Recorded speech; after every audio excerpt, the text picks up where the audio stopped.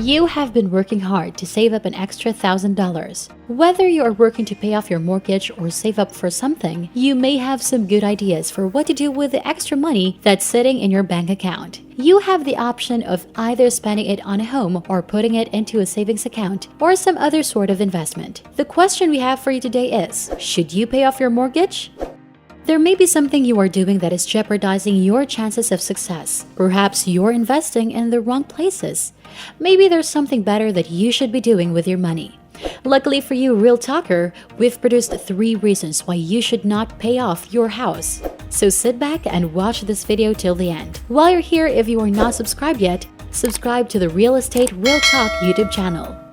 People in their 30s, 40s, or even when they reach their old age pay off their houses. In our age of technological advancements, it may not be that crucial to pay off your debt. And why in the end do most of you say that this idea was not actually productive? Because your house isn't going to be worth much in the long term? Is it really good advice? One theme we used was that people tend to think it is better to pay off a mortgage as quickly as possible. It is advised not to even think about sinking more money into a home than what would be necessary for its regular upkeep. Although from the point of view of reaching your desired financial goal and freeing yourself from debt, this may or may not be the best advice for you.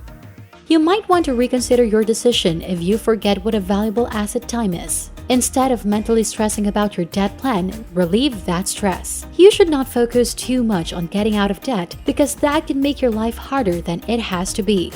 Today, some of you might think that you should try to get out of debt, just like Dave Ramsey's accountant tips and advice. It was his tips and advice on financial management that helped millions of Americans get out of debt and live the good life that they deserve. To avoid mistakes, Dave Ramsey suggests don't buy a house unless you're completely done with your debt.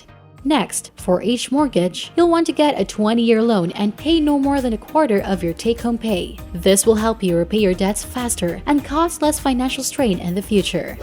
Just because Dave Ramsey believes that debt is bad for you and it's better to reduce your debt, doesn't make it true. You need to be wary of whether accepting debt is the right option. But it's important to do everything in your power to avoid debt. You should make sure you get the most out of your financial situation. A loan is a good tool when used correctly and only in certain situations. It has many benefits that we fail to consider before jumping into debt, but it also has several downsides. So who would listen to Dave Ramsey in that situation? Well, this is for you with debt problems. For example, if you are very fearful of debt and you want freedom from it in the future and never go into debt again, this would be a good fit for you. However, we want to tell you that there are many benefits to using debt, depending on how much debt you're in. It may be harder or easier to generate wealth. Some guideline classes mean some households can adopt a mindset of earning and even spending less to build their financial future. Well, here are 3 suggestive reasons why you should not pay off your house. The fascinating thing about arbitrage.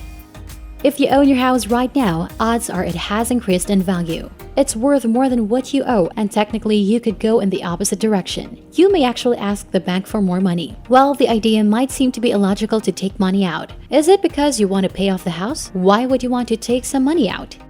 You might have heard the word arbitrage. Or maybe you don't understand it because you think it's about price matching. But no, this is how people make a lot of money and get rich. Well, if you don't know what is arbitrage, let's define it for you. Arbitrage is when you buy a stock or other investment opportunity with one purchasing goal in mind and simultaneously search for profitable deals by selling the same asset in different markets. It aims to make money on the differences in prices between different markets. Similarly, banks are taking advantage of this, offering competitive rates for people but still being towards the bottom when it comes to what you can really earn. You're getting a small interest rate on the money, but they're also lending it out to someone else at 2 to 3 or 4 times your interest rate. So you're actually giving the bank a great rate of return on all the money you invested with them. Now you might wonder and ask, what's the connection of arbitrage with this? And how is it going to make you money?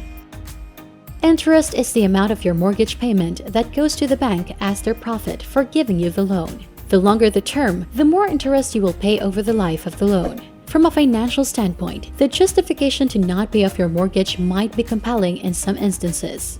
It is not unlikely that you are paying too much in interest over the life of your mortgage, while stuffing away too little money away somewhere else. However, there are substantial benefits that come along with adding interest to your 30-year mortgages, such as smaller payments every month and additional thousands of money saved. To put it differently, in a better situation, you can make a profit to grow your wealth with arbitrage, investing in an investment that gives you a higher return than the mortgage. You should not pay off your home loan if you want to find a way to make money on the bank's money. You would potentially see significant capital gains off such a deduction for having the loan over 30 years versus 15 years. The key is to invest your capital towards an opportunity that can earn that 3% return on the investment in question. The good thing about debt. We often classify all debt as bad, but that's not the case. You have to know that there is good debt and bad debt. Good debt increases your financial outcome over time in ways such as mortgages for your home. Bad debt is being irresponsible when you borrow money from banks or sources such as credit cards and get deeper into a lot of debt. When it comes to debt, the key question is knowing when you're taking on essential versus staying responsible. Bad debt can destroy your finances and leave you buried in more debt than anything else as a result. It is important to acknowledge your needs are changing with the effort needed at different stages of life. Some personal finance experts recommended that a mortgage should be paid off in full as quickly as possible because of the costs associated with it. However, some debt can provide you significant financial benefits and can assist you due to the increasing cost of living and volatility of stock market returns. A mortgage is just one example of a financial beneficial debt that needs to be examined to determine when it's best to have it paid off or not. If mortgage debt is necessary to achieve your objective, there are other positive aspects. Consider the example of a house purchase that includes taking out a mortgage. Even if you were able to pay for the home down in one lump sum without borrowing money, having debt may provide benefits such as equity in a home and potential tax advantages. Plus, whether or not you know for certain if you will be able to make your monthly payments gives you an added bonus of improving your credit score by making payments consistently. So, a good debt is typically an investment rather than a payment, allowing the goal of accomplishing your objectives with little or no risk. Remember, sometimes your bad decisions can have really good consequences. If you are investing in a debt for some purchases like a home, can result in significant growth over time due to the power of compound interest. Think about reaching your goal period and how that investment will grow in value because it creates more savings and wealth. Despite the idea that it's the debt that kills you, high levels of good debt have their own benefits. These are investments in yourself, so you have the ability to build wealth and afford the things you want in life without bad debt. That said, the right amount of good debt can actually help you build your future. The right amount of good debt can protect what you have down the line and better your ability to save in the long run, while also increasing your wealth potential and prudent choices of investments. Keeping an emergency fund. You might not want to be in a situation where you have less money left over to deal with emergencies and unexpected financial blowouts. Emergency funds can help cushion the blow when something unexpected happens. It is better to have emergency savings that you can rely on. Having an emergency fund can reduce your stress. You might need an emergency fund before you start paying off your debt. Always keep extra cash no matter how large the debt. You need to consider your future cash flow in the event you ever must withdraw a significant sum quickly. With an emergency fund, you should get 3 to 6 months worth of expenses. This should be a focus around money before debt and do not pay back your house. Instead, save your money and build a savings habit over time with small goals that can grow. Final thoughts? Remember that taking on debt is not without its risks. Even good debt may require a high interest rate that you cannot make up with savings or other income in the long run. Keep your options open when you're in debt.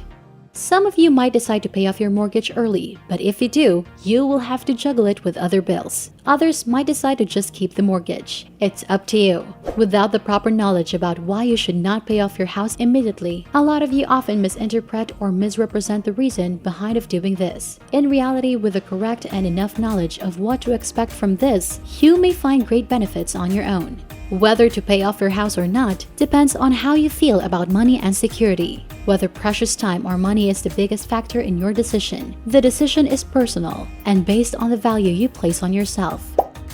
That's it for this video, Real Talker. Remember to subscribe to our channel, and if you feel like we've delivered value, please share this video with one person. That's right, just one person, as a token of your appreciation for the hard work we put into making content that educates and helps you on your mission of building your own fortune. Remember, you can watch video after video, but it isn't until you actually take action that you'll start to see results.